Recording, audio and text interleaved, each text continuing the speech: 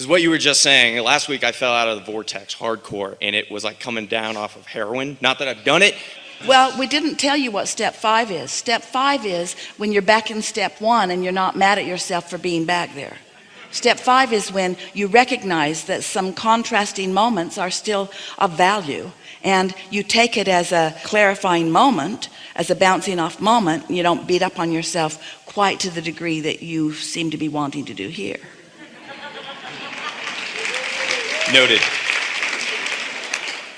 Anyway, I took to meditating, becoming present, and moment by moment throughout the rest of the evening and the next following days, I was very focused on my inner body awareness, my breath, kind of crazy, like really focused on it. And what I just noticed was such a spaciousness in my own consciousness. Did it feel to you that that focus was receiving focus or projecting focus? This is the distinction that we want you to feel. Were you thinking or were you receiving? Correct, I was not thinking. It's splitting hairs, it seems, because when you receive thought, the thought is active. And so it feels like you're thinking the thought because it's active. But you can tell the difference, can't you? Yes, Yeah. absolutely. Yeah. And what did it feel like? Through the couple days, I felt my energy slowly with this momentum start to build more and more. I was clearing out a lot of junk thought that just kind of floats around in my mind. Well, by clearing it out, you see what happens is, that's like saying, we want you to hear this a little bit because we know there's a lot of conversation in the metaphysical world about clearing stuff. But we want you to just consider this. When you tune your radio dial to a specific station, do you announce to the other people in your car, hold on, I'm going to clear out all the other stations. I'm clearing them all out. I used to listen to rock and roll, and I used to listen to country music, and I used to listen, but I don't listen to that anymore. I've cleared that all out. Now I'm just listening to that. You don't say that, do you? Because tuning to this is not tuning to that. So when you're tuned to this, all that's cleared out. But what you mean is, in the process of tuning, it feels like you're tuned here and here and here and here and here and here and here and here. And then the less you tune to this, the more it feels like you're clearing that out. But we're just saying to you that the way you clear unwanted out is by focusing on wanted. It is really that simple. And the way you do that is by reaching for more satisfaction in the thought. I hadn't focused on thought at all. I was focused on the spaciousness between the thought. So what you're saying to us, and in doing so, unwanted things cleared. Correct. I let go of So you didn't mean you were clearing them out. You meant I was not focused upon them, and therefore they were deactivated. Exactly. Ooh, that's a really good distinction, isn't it? Yes. It's Yeah. amazing. Yeah. I hit a sales goal record. Because clearing them out is thinking, and thinking doesn't clear them out. When you're not going to think about that thing that you don't want to think about anymore, you're thinking about that thing that you're not wanting to think about anymore. And the more you think about it, the more you say, I'm not going to think about that anymore, but you're thinking about it anyway, but you don't want to think about it. That's not clearing. Really good. What I was just going to say, the manifestations that came from that were crazy. Like I was just saying, I hit a sales goal record for the company. I had an amazing weekend. I had just everything. You're in that receiving mode, and it's just playing out one thing after another. Like you said, an avalanche of good things coming, and it just absolutely showed me it's like, it's not so much about, I used to cram so many positive thoughts, get up, okay, got to get the momentum, got to get it going. That's thinking. You can think a thing one time, it is there, and get out of the way. You thought your vortex through contrast into this magnificent creation. And when you chill and it expresses itself to you in a way that you receive it, that's a whole other experience, isn't it? Yeah. And then your thoughts are just observing the good life that's coming. Totally. Yeah. This is really intense. Yeah. Well, you know what we're doing with you? Because you're so on it, we're fine-tuning with you. We're not correcting anything. You know all of this. We're just helping you to find words that are matching what you've been doing. Do you think you're a master of step 4? Do you think you're a master of step 4? We do. We think that you are often enough feeling good. Do you know how you really master step 4? Which then leads to step 5, which means you don't beat up on yourself when you have a contrasting moment. The way you master step 4 is by acknowledging the difference between, from wherever you are, a thought that feels more satisfying or less satisfying. And you always lean to what feels more satisfying. You don't try to think it all the way out. You don't try to project it into a bonus or into an acknowledgement from the company. It's just your personal satisfaction. The rest follows.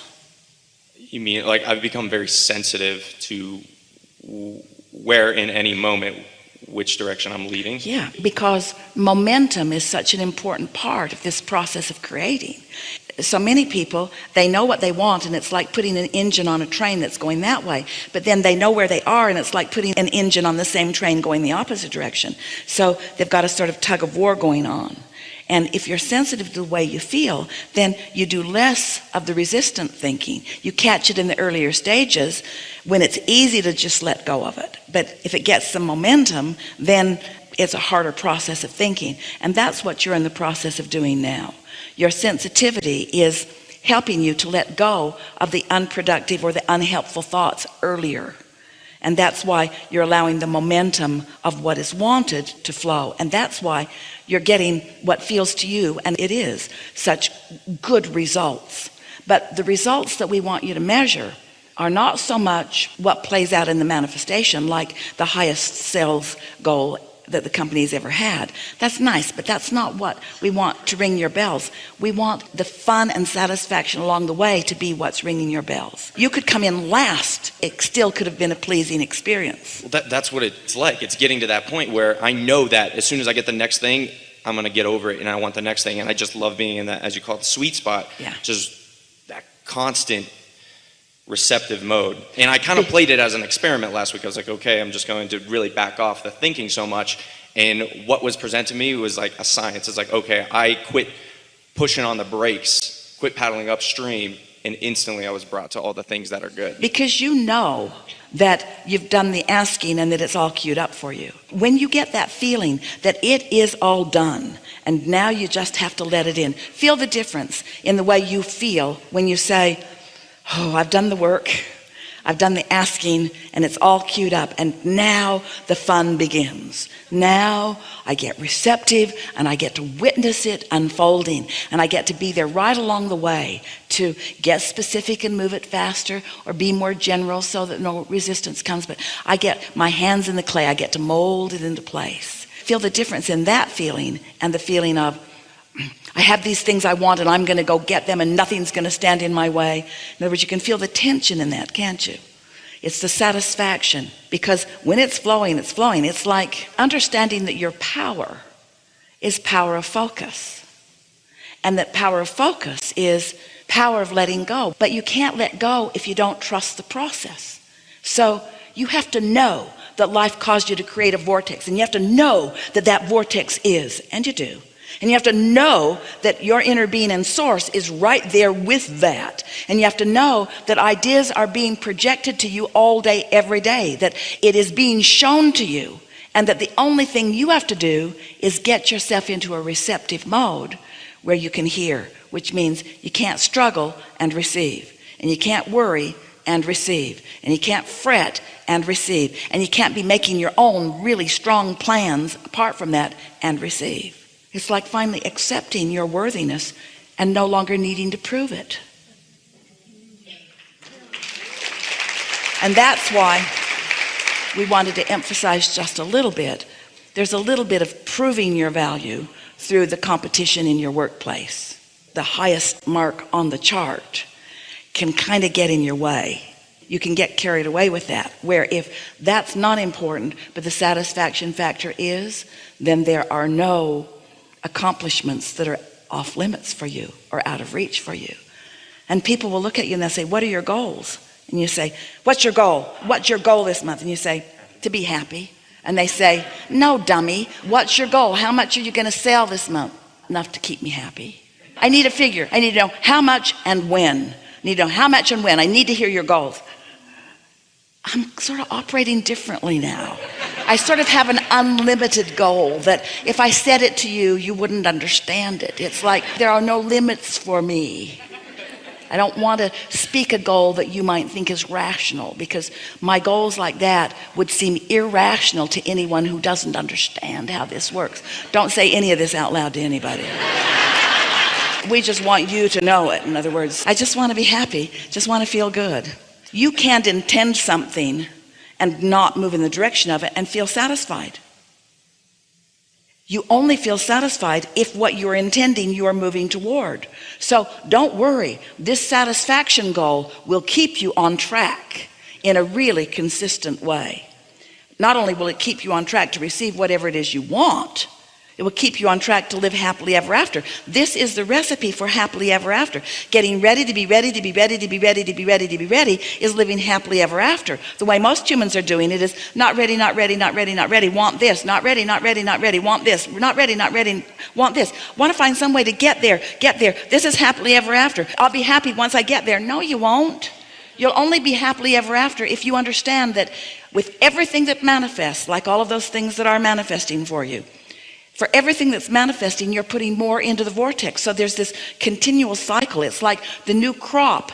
The new seed is in the ground and the new crop is underway. And yeah, there's going to be manifestation, but you can't disregard the process of planting and the process of taking care of it and the process of enjoying the natural unfolding of it. And yes, you're going to have a lot of magnificent crops. Sort of mind-boggling if you knew. If we were to say to you, what we see coming forward, it would set you off your balance. And we might have just done it anyway. But if you just take it as it comes, take it as it comes. Don't ask for more than you're ready for and be satisfied with what you're ready for. Don't ask for more than you're ready for and be satisfied with what you're ready for.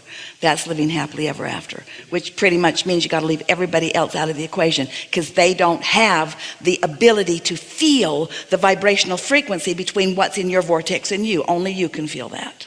And the satisfaction factor gives you that knowledge. It feels exponential. It is exponential in so many ways. First of all, your inner being is exponential, not singular, plural. The energy that creates worlds gathered up for you. A leverage that we cannot find physical words to describe. So sometimes when you look at something that is that big, it kind of blows you out of the water and you don't accept it. But when you just be ready for what you're ready for, then you allow yourself to ease in to the exponential power of universal forces. The big factor for most of you is trusting that Source has its eye on you, because you've sort of trained yourself not to believe in your value. But it won't take long as you watch these things line up for you, as you are already doing, for you to convince yourself, oh yeah, I got this. I got this. They know me. They like me. I like them. We're all in this together. Nothing to prove, only life to be lived. You see, when you really get it, that you are source energy and that this is the leading edge, and that the source energy that we are describing as your inner being is enjoying this leading edge manifestation that you are providing, then you stop being a humble human who is trying to find blessings from someone that you believe has already got it all figured out, and you understand that we are all really all in this together, and that through you the creation is continuing. And once you get that, so that there is a love and appreciation of all that is, but there's not a humility that takes you to a place of not letting yourself be the manifester of all that Source is flowing. You follow that? That feeling that I am less than and you are more than keeps you from being in the receiving mode. But when you meditate or appreciate those resistant thoughts away, so that your vibration rises and you are equivalent to your Source. Did you hear that? You can't be humble and less than your Source and be in the receiving mode. We've not said that before. Did you hear it? You have to be equivalent to your Source to be in that receiving mode. Ooh. We think this is a good time for a segment of refreshment.